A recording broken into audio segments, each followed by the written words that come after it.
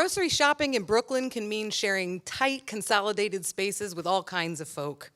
And in 2003, I found myself in the toiletries stationery cereal aisle at the Key Food on Atlantic Avenue with a woman about my age and her tiny daughter.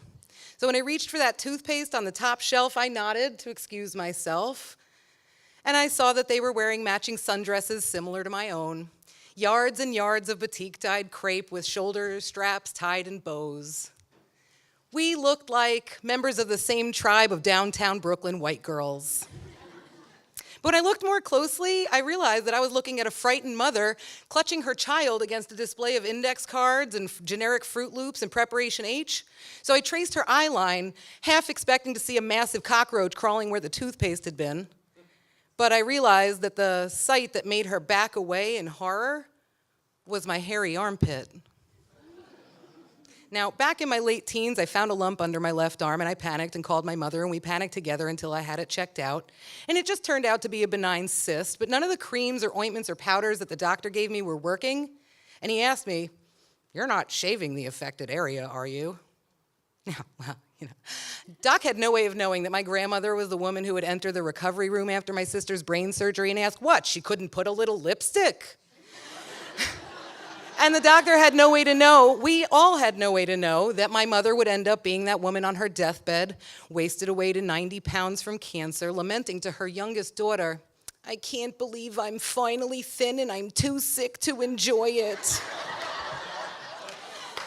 So the doctor had no idea that I was raised to abide by these beauty standards that didn't make any exceptions or provisions for a minor benign armpit cyst.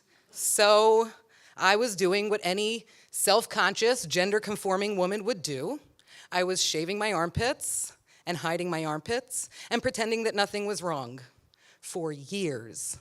I mean, I had been shaving every single day since I was 11. And my mother bought me that frilly white dress with the spaghetti straps that I loved for my cousin's bat mitzvah, but she wouldn't let me wear it unless I let her shave those 2 wispy hairs that had sprouted. And since she told me it was for your own good, I didn't realize that there was any other option.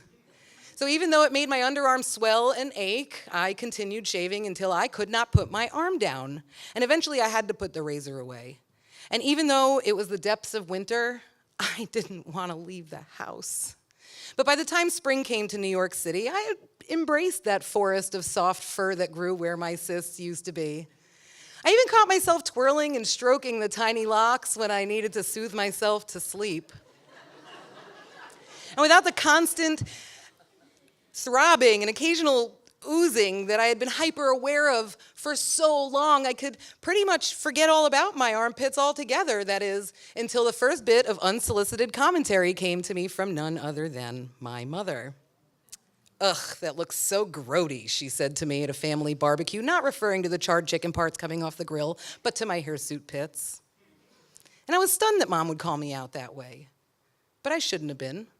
She was the one who taught me to be that self-conscious, gender-conforming woman who would place convention before comfort to the detriment of my own body. And then she invited everyone else to join in the ribbing of me. "Women's armpits shouldn't be hairier than mine," my father said. "What, are you like French now?" my sister added. And even my 3-year-old niece chimed in with, "You have daddy pits." And it wasn't long after that I found myself in that cramped aisle of Zit cream highlighters and Cheerios with the scandalized woman and her little girl. And I had a family barbecue's worth of anger and shame to unload on her.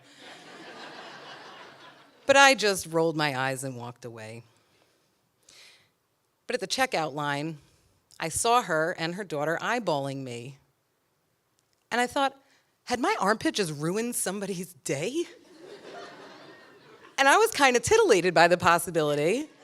So I forced myself to yawn and stretch my arms in this wildly exaggerated gesture. And at the end, I looked at the little girl and smiled, and she, just like my little niece who called me Daddy Pits, thought I was hilarious. But her mother wasn't amused.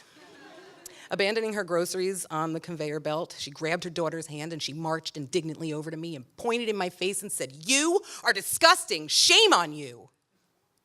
Shame on me? For having an adult, human, female body? For having an unseen medical issue?